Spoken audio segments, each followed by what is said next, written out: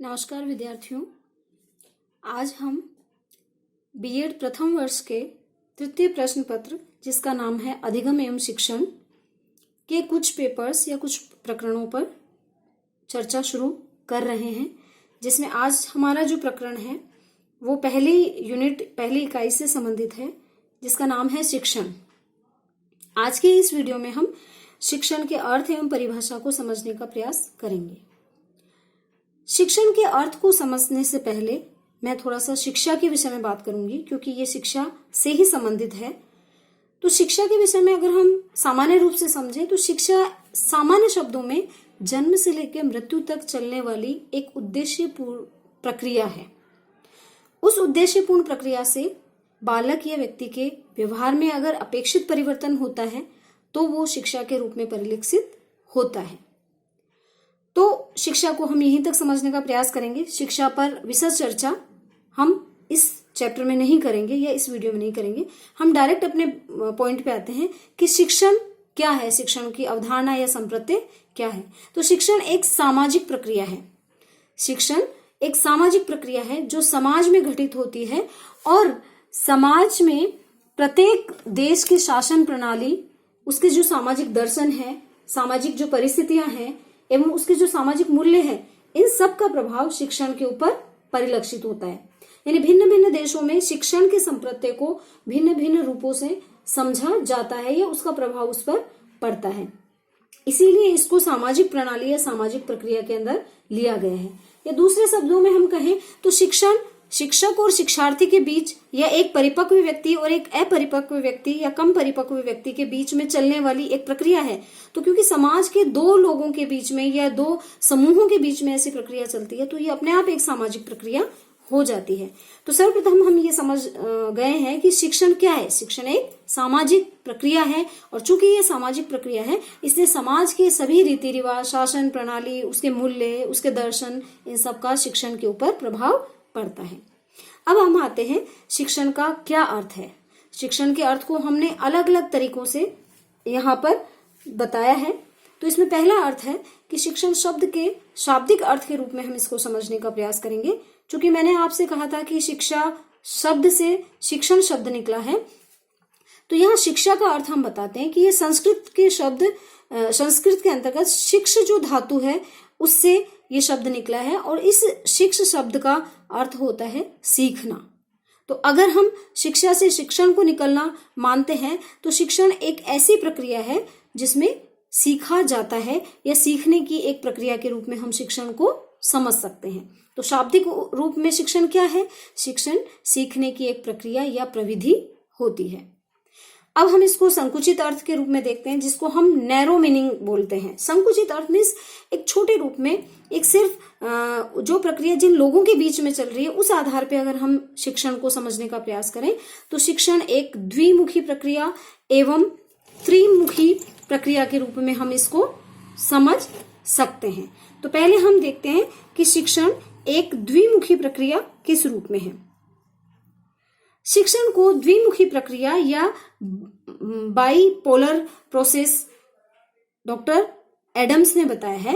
Adams ने शिक्षण के लिए ये कहा है कि शिक्षण एक ऐसी प्रक्रिया है जिसमें एक व्यक्तित्व दूसरे पर, यानी एक व्यक्ति दूसरे व्यक्ति पर एक दूसरे के विकास में परिवर्तन के लिए कार्य करता है।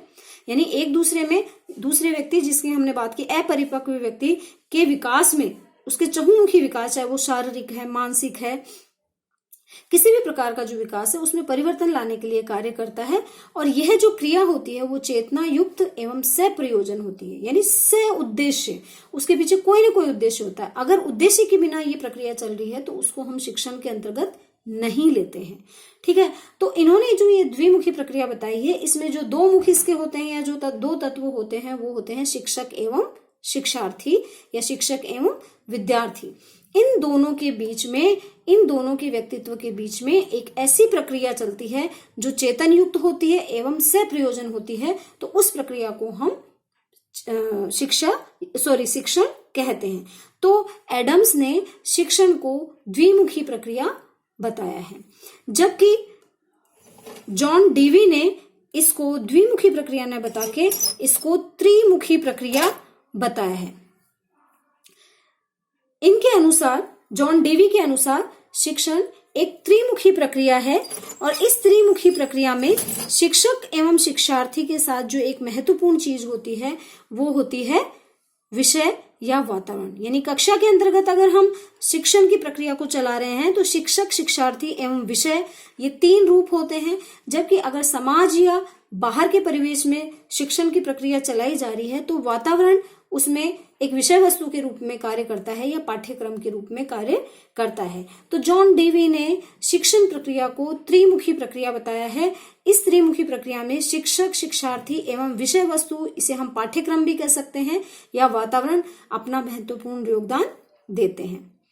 इस तथ्य के लिए रायबर्न ने कहा है कि शिक्षा में तीन केंद्र बिंदु है: शिक्षक, शिक्षार्थी एवं विषय। शिक्षण इन तीनों में स्थापित किया जाने वाला संबंध होता है। तो इस रूप में, इन तीनों रूपों में जॉन डेवी ने इसे त्रिमुखी प्रक्रिया बताया है। संकुचित अर्थ को देखने के बाद में अब हम शिक्षा के व्यापक अर्थ को देखते हैं, यानी broader meaning of teaching process को हम यहाँ पे देखते हैं। व्यापक रूप में शिक्षण को औपचारिक एवं अनौपचारिक साधनों के द्वारा जो शिक्षा प्रदान करने के तरीके हम अपनाते हैं उनको लिया जाता है। यानी औपचारिक रूप में चाहे वो विद्यालय में हो या अनौपचारिक रूप में परिवार, मित्रता, मनोरंजन या व्यवसाय में अपने वातावरण के से अनुकूलन करने के लिए आजीवन जो प्रक्रिया चलाई जाती है वो शिक्षण की प्रक्रिया होती है। यह हम कहें शिक्षण के द्वारा ही ये कार्य संभव हो सकता है। तो यहाँ कहने से तात्पर्य है कि बालक न केवल विद्यालय में बल्कि विद्यालय के अलावा अनौपचारिक, गैर औपचारिक रूप से भी जो सीखता है उद्देश्यपूर्ण, और उसको सीखकर वातावरण के साथ अनुकूलन स्थापित करता है। जैसे बालक बचपन में अपने माता पिता या परिवार के सदस्यों को देखकर चीजें सीख रहा है, बोलना सीख रहा है, चलना सीख रहा है, खाना खाना सीख रहा है, विद्यालय में जाकर कैसे बैठने का सलीका उसे आना चाहिए, अपने बड़ों से रेस्पेक्ट कैसे किया जाता है, उनको नमस्ते करना सीख रहा है दूसरे व्यक्तियों को देखकर। तो ये भी शिक्षा का तरीका है अनौपचारिक रूप से। तो इन माध्यमों से बालक जब कुछ सीख रहा है, न केवल विद्यालय के एक संकुचित वातावरण में बल्कि उससे बाहर निकल कर भी सीख रहा है, तो वो शिक्षण प्रक्रिया का एक व्यापक अर्थ होता है। इसके अतिरिक्त जो बात हमने पहले बात की थी कि शिक्षण भी अपने आप में एक सामाजिक प्रक्रिया है और समाज की शासन व्यवस्था का प्रभाव भी उस पर पड़ता है। तो यहाँ पर हम देखते हैं कि शिक्षण के अर्थ को इस प्रकार भी हम समझते हैं। पहला है एक तंत्रात्मक शासन व्यवस्था, यानी ऑटोक्रेटिक सिस्टम में शिक्षण के अर्थ को हम किस रूप में लेते हैं। ऑटोक्रेटिक सिस्टम या एक तंत्रात्मक शासन व्यवस्था के अंतर्गत शिक्षक की भी वही भूमिका होती है जो एक तंत्रात्मक शासन व्यवस्था में नेता की होती है। यानी यहाँ शिक्षक का स्थान उच्च होता है और छात्र गौण होता है। या हम इसको ये कहें कि एक तंत्रात्मक शिक्षण व्यवस्था के अंतर्गत चाइल्ड सेंटर्ड एजुकेशन की अपेक्षा शिक्षक केंद्रित या टीचर सेंटर्ड एजुकेशन देने का या शिक्षण प्रक्रिया को अपनाने के तरीकों को ज्यादा फॉलो किया जाता है। इस तरीके में छात्रों की व्यक्तिगत भिन्नताओं, रुचियों, योग्यताओं पर ध्यान कम से कम दिया जाता है या न के बराबर दिया जाता है और टीचर ही अपने अनुसार शिक्षण का कार्य करवाता है। इस वजह से बालकों में मौलिकता का विकास, एक तरह से ये इसका दोष है कि ऐसे वातावरण में बालकों में मौलिकता का विकास या सृजनात्मकता का विकास नहीं हो पाता है और उनकी स्वाभाविक प्रवृत्तियों का भी दमन होता है, क्योंकि बालकों को वे सभी कार्य न चाहते हुए भी कई बार करने पड़ते हैं जो कि शिक्षक के द्वारा निर्देशित किए जाते हैं।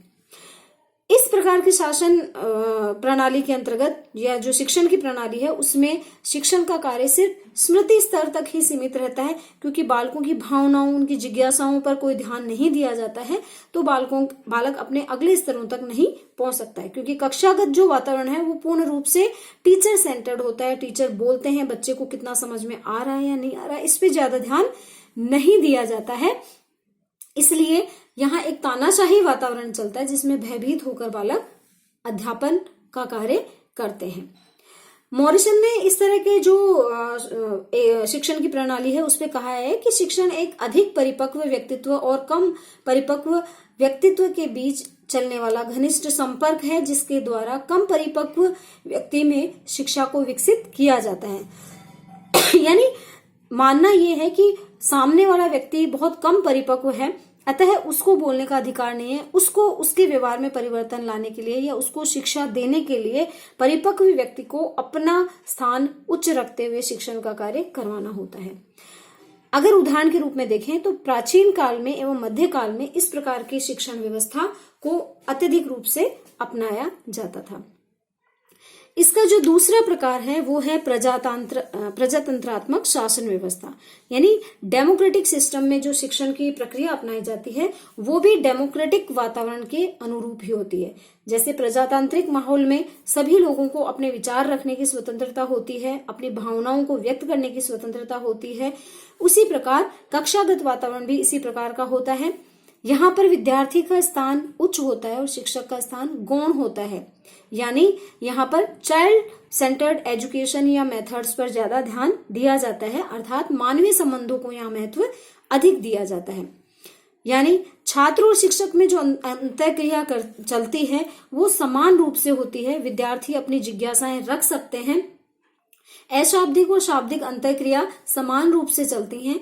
इसमें छात्रों को तर्क करने, प्रश्न पूछने, उत्तर पाने एवं अन्य प्रकार के वार्तालाप करने के शिक्षक के द्वारा समान अवसर दिए जाते हैं। यहाँ पर न केवल शिक्षक ही बालक के व्यक्तित्व को प्रभावित करता है बल्कि बालकों के व्यक्तित्व से शिक्षक भी कहीं ना कहीं प्रभावित होते हैं। इसलिए यहाँ शिक्षक खाली पथ प्रदर्शक का कार्य करते हैं और कक्षा में स्वतंत्र अनुशासन पर अधिक बल दिया जाता है, यानी डरा धमकाकर बालकों को अनुशासित रखने के बजाय स्वतंत्र रूप से जनतंत्रात्मक पहलुओं को ध्यान में रखते हुए शिक्षण का कार्य करवाया जाता है। गेज ने इसमें कहा गया है कि शिक्षक यहाँ केवल पथ प्रदर्शक और निर्देशक का कार्य करता है और स्व अनुशासन पर अत्यधिक बल दिया जाता है। आज के परिवेश में भी हम ज्यादातर इसी प्रकार के शिक्षण प्रक्रिया को देखते हैं। जो अगला इसका प्रकार है वो है अहस्तक्षेप रहित शासन व्यवस्था, यानी नॉन इंटरफेरेंस या लेजिस्फेयर सिस्टम में जो शिक्षण प्रणाली चलाई जाती है वो इसके अर्थ के रूप में आती है। इसमें शिक्षक और छात्र का व्यवहार पूर्ण रूप से मित्रवत होता है। देखिए, हमने लोकतंत्रात्मक या प्रजातंत्रात्मक जो शिक्षण प्रक्रिया थी उसमें शिक्षक को पथ प्रदर्शक के रूप में देखा है, ना कि मित्र के रूप में। लेकिन अहस्तक्षेप रहित शासन शिक्षण व्यवस्था में बालक के साथ शिक्षक का व्यवहार मित्रवत होता है, जो आज के समय में शिक्षण प्रक्रिया में बहुत अधिक अपनाया जाता है। यहाँ शिक्षक द्वारा छात्रों के लिए ऐसी परिस्थितियों को उत्पन्न किया जाता है जिनमें बाधाएं होती हैं, लेकिन उन बाधाओं को पार करने में भी शिक्षक अपनी सहायताएं अधिक से अधिक प्रदान करता है। ये नहीं कि उनको बाधाओं के साथ छोड़ दिया जाता है, बल्कि उन समस्याओं या बाधाओं को सुलझाने के लिए भी अवसर प्रदान करता है या सहायता प्रदान करता है।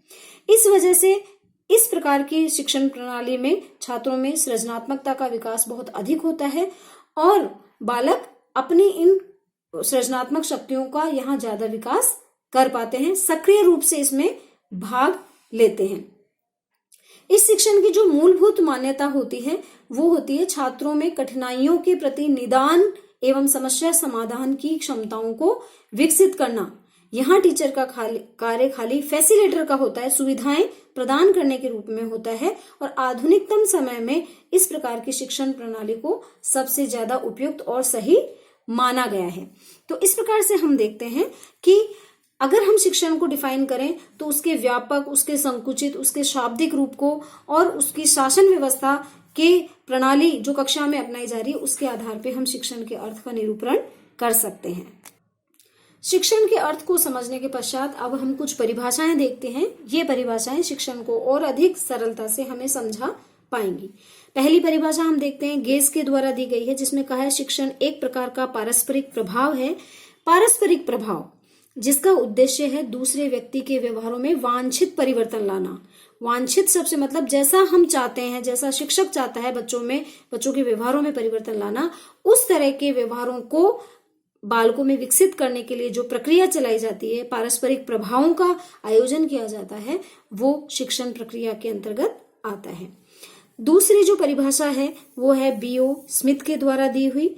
इसमें स्मिथ ने कहा है कि शिक्षण क्रियाओं की एक विधि है। शिक्षण क्रियाओं की एक विधि है जिसमें एक्शन होता है जो सीखने की उत्सुकता जागृत करती है। ये एक तरह से इस तरह का एक्शन होता है जो बालक में अपने आप उत्सुकता पैदा करती है, और इस उत्सुकता को पैदा करने के लिए शिक्षण में जो प्रक्रिया चलाई जाती है, विधियों एवं प्रविधियों का आयोजन किया जाता है, सहायक सामग्रियों का जो प्रयोग किया जाता है, वो प्रक्रिया के अंतर्गत आता है। तीसरी जो हम परिभाषा ले रहे हैं वो क्लार्क के द्वारा ली गई है। क्लार्क ने कहा है कि शिक्षण वह प्रक्रिया है जिसके प्रारूप एवं परिचालन की व्यवस्था इसलिए की जाती है जिससे छात्रों के व्यवहार में परिवर्तन लाया जा सके। यहाँ पर भी जो गेज की परिभाषा है उसी को आगे बढ़ाते हुए इन्होंने कहा है कि शिक्षण एक ऐसी प्रक्रिया है जिसमें एक फॉर्मेट तैयार किया जाता है, आयोजन ऐसा किया जाता है जिससे कि छात्रों में वांछित परिवर्तन लाया जा सके। तो इस तरह से हम देखते हैं कि शिक्षण एक ऐसा प्रोसेस हो गया है जो बालकों में परिवर्तन को लाने में सहायता प्रदान करता है। यानी शिक्षण एक जटिल सामाजिक एवं मनोवैज्ञानिक प्रक्रिया है जिसका संबंध शिक्षक एवं शिक्षार्थी दोनों से है तथा इसमें दोनों ही एक दूसरे को प्रभावित करते हैं। तो इस तरह से आज की इस वीडियो में हमने शिक्षण के अर्थ एवं परिभाषा को समझने का प्रयास किया है।